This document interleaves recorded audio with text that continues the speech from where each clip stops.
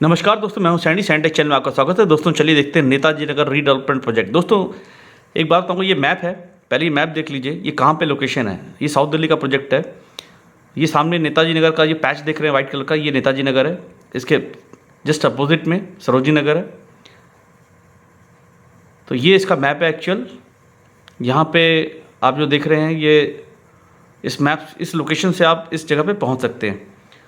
तो ज़्यादा दूर नहीं है दोस्तों। इसी के साथ दोस्तों मैं आपको बताऊंगा, ये साइट है और इस साइट का ये गेट है जहाँ से एंट्री होगी।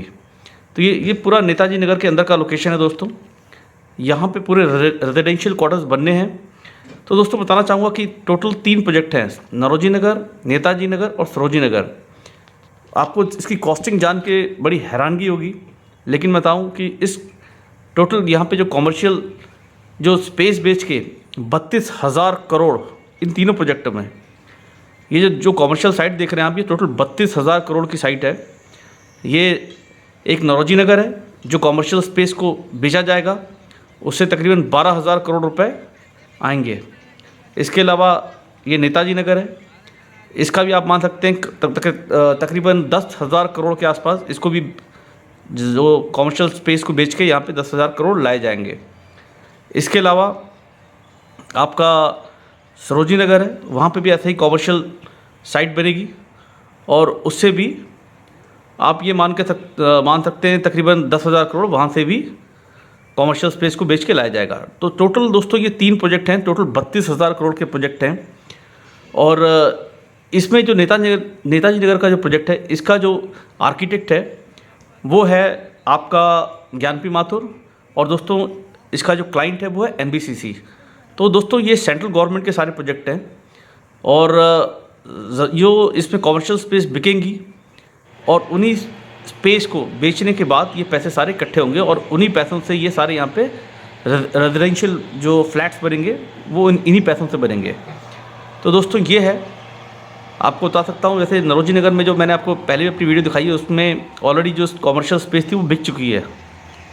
तो अब जो मैं आपको दिखा रहा हूँ ये नेताजी नगर है, यहाँ पे काम चल रहा है, फुल फ्लैश काम चल रहा है। इसका जो कॉन्ट्रैक्टर है वो NKG है और ये भी NBCC की साइट है।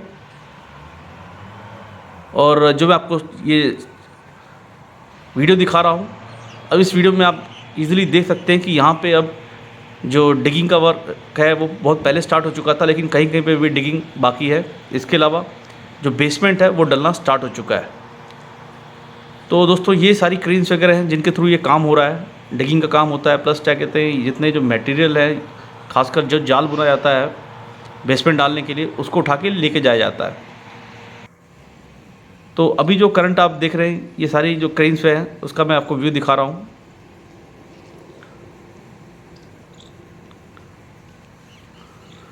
तो दोस्तों इस प्रोजेक्ट को ज़्यादा से ज़्यादा, अब अगर बीच में कोरोना का कुछ ऐसा आता नहीं है प्रॉब्लम, तो आप मान सकते हैं कि ये प्रोजेक्ट बहुत जल्दी तकरीबन 2 साल के अंदर में बन जाना चाहिए।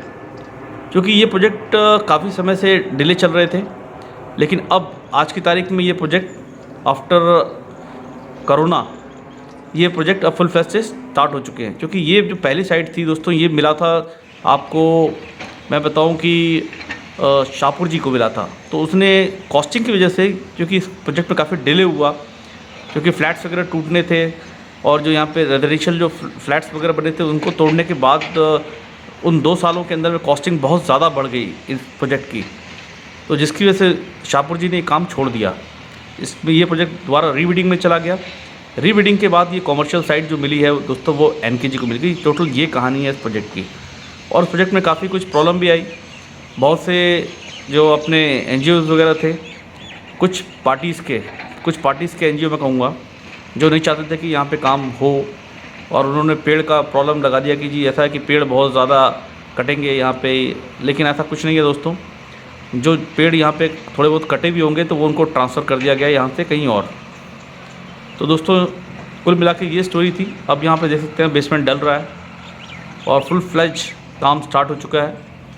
आने वाले 2-2.5 सालों में आप देखेंगे प्रोजेक्ट ये तकरीबन बन के रेडी हो चुका होगा। और सेंट्रल गवर्नमेंट ने अपनी तरफ से पूरी तरह से कोशिश की है कि यहाँ पे जो काम हो वो पूरी तरीके से स्टार्ट हो, जल्दी स्टार्ट हो। और आप देख सकते हैं यहाँ पे हर जगह डिगिंग हो चुकी है, जाल बुना जा रहा है बेसमेंट के लिए। और